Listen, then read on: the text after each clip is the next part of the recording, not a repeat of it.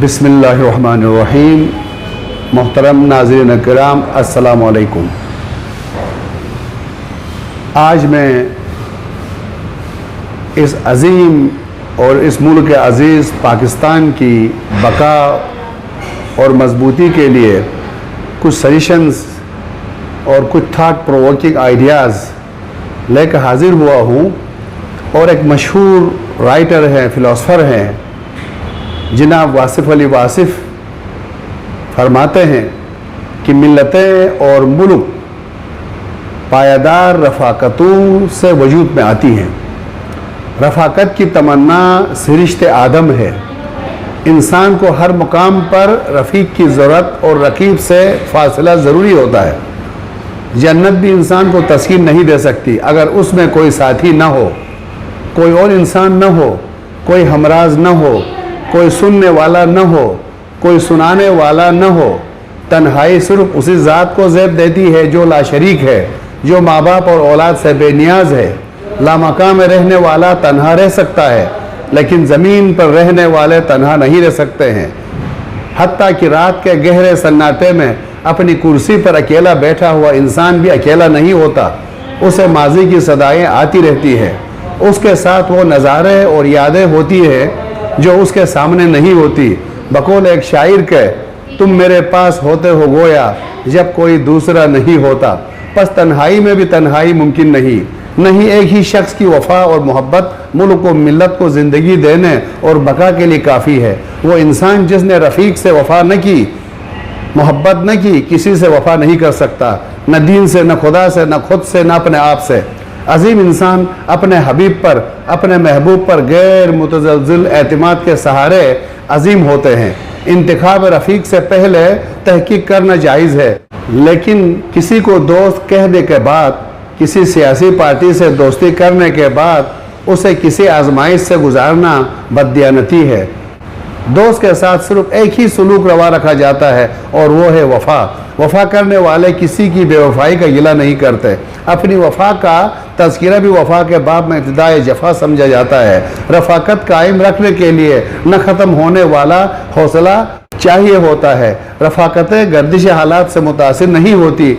इंसानों का जहान रफ़ाकतों का जहां है, रिश्तों की तकदीस है, समाजी, सियासी और दीनी राबतों की तफसीर है। इंसान की खातिर जान पर खेल जाता है। बादशाह, रियाया और मुल्क की रफ़ाकत और मोहब्बत में तख्त व ताज को ठोकर मार देते हैं, लेकिन रकाबत को दरमियान में आने नहीं देते हैं। इज्तिमाई मुफादात की खातिर, मुल्क को मिल्लत की बका की खातिर ज़ाती मुफादात और ज़ाती रंजिशों को बाला ताक रखा जाता है। अगर कोई मुश्किल पेश आए तो एतमाद में खलल पड़ जाए तो मिलकर कोई मुस्बित हल तलाश कर लेते हैं, क्योंकि रफ़ाकत ज़िंदगी है और रकाबत मौत है। लेकिन इस मुल्क अज़ीज़ पाकिस्तान में मुनाफिकत, रकाबत, शरंगेज़ी, मुफाद परस्ती और खुद गर्जी की सियासत उरूज पर है। ज़ाती एजेंडा को कौमी एजेंडा बनाकर कौम को यरगमाल बनाया जाता है। ख़ानदानी और सियासी दुश्मन जो एक दूसरे को घसीटने की धमकियाँ दे रहे थे, आज अपने ज़ाती मुफादात के लिए,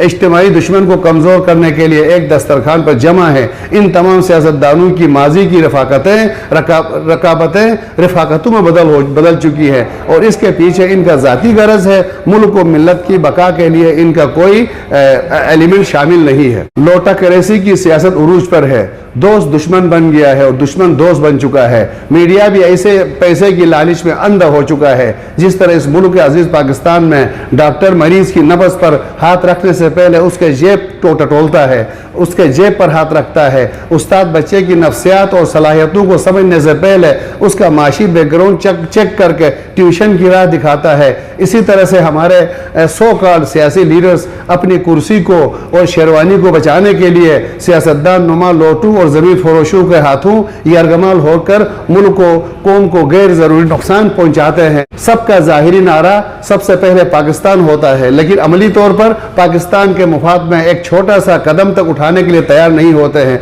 हर आने वाली हुकूमत पहले वाली की तख्तियों के नाम बदल कर अपनी परफॉर्मेंस दिखा रही होती है। जो नाकामियाँ हैं वो माजी की हुकूमतों के सर पर डाल रही होती हैं। अवाम को बेवकूफ़ बनाया जा रहा है।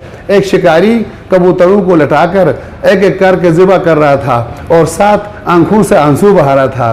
تو راہگیر کے ساتھ ایک بچے بھی تھا.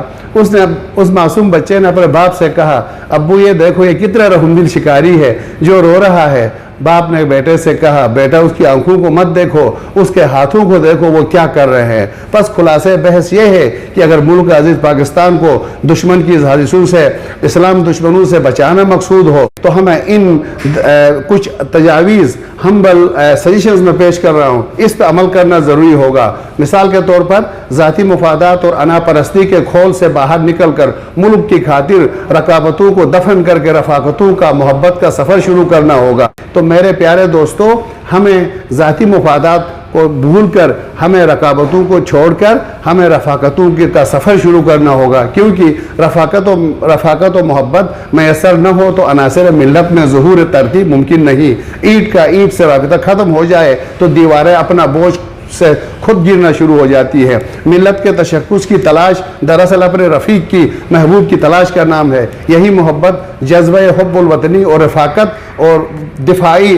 وفا ہی ملک و ملت کا سرمایہ ہے. جس لیڈر کا ملک میں جس لیڈر کا اپنے ہی ملک کے لیڈروں سے محبت نہیں, دوستی نہیں, وہ ملک سے بھی دوستی نہیں کر سکتا. اپنی ذاتی انا اور غرض کو قومی مفادات کا نعرہ لگا دے کر عوام, مظلوم اور معصوم عوام کو, بھوکے عوام کو فٹ پاتھوں کا لا کر ان کا وقت ضائع کرنے کے علاوہ کچھ بھی نہیں ہے. اگر تم سارے سیاستدان اور حکمران اس ملک عزیز سے, پاکستان سے محبت کرتے ہو, غریب عوام کے ساتھ ہمدردی ہے, تو آپ سب ایک ٹیبل پر جمع ہو کر ایک جوائنٹ پلان کے ساتھ دشمن پاکستان اور دشمن اسلام کے خلاف سیسہ پلائی ہوئی دیوار بن کر کھڑے ہو جائیں اور آپ آپس کے اختلافات کو ختم کر کے پوری قوم کو ایک کر کے, پوری یوتھ کو ایک کر کے دشمن کے سامنے کھڑا کریں. اگر آپ کہیں صوبائی نعرہ لگا کے, کہیں لسانی نعرہ لگا کے, کہیں پر کسی کا نعرہ لگا کے الگ الگ ٹکڑوں میں تم کسی کا کچھ بھی نہیں بگاڑ سکتے ہو. صرف اور صرف پاکستان کا ہی نقصان ہو رہا ہے اور ہو سکتا ہے. اور دوسرا, میری گزارش تمام سیاستدانوں سے ہے کہ وہ اپنے اولاد کو بھی دھرنوں میں اور یہ فٹ پاتھوں میں لا کے بٹھائیں تاکہ ان کو اس ملک کی, اس دھرتی کی گرمی کا بھی احساس ہو, سردی کا بھی احساس ہو, موسم کا بھی احساس ہو. یہ کبھی بھی کسی غیرت مند کو زیب نہیں دیتا ہے کہ اپنے بچوں کو دیار غیر معیاشیوں میں رکھ کے پھر اینڈ آف دا ڈے لا کے میرے بچوں کے سروں پہ سوار کرے. اس میں سے کوئی بھی ایسا بندہ مجھے نظر نہیں آ رہا ہے جو ملک و قوم کے لیے کام کر رہا. اگر ایسا ہے تو اپنی اولاد کو لے کے آئے, اپنی جائیداد, اپنی دولت کو لے کے آئے. پاکستان کے اندر پیسہ بھی ادھر ہو, اولاد بھی ادھر ہو. تو میرے پیارے دوستو, میں علامہ اقبال کے ایک شعر کے ساتھ پورے نوجوانوں کو, یوتھ کو سے میں گزارش کروں گا کہ آپ سب مل کر ایک میدان میں, ایک پلیٹ فارم میں کھڑے ہوں. کوئی سیاسی پارٹی کا ساتھ نہ دے دے, کسی قومیت پرستی کا ساتھ نہ دے دے, کسی لسان پرست تنظیم کا ساتھ نہ دے دے.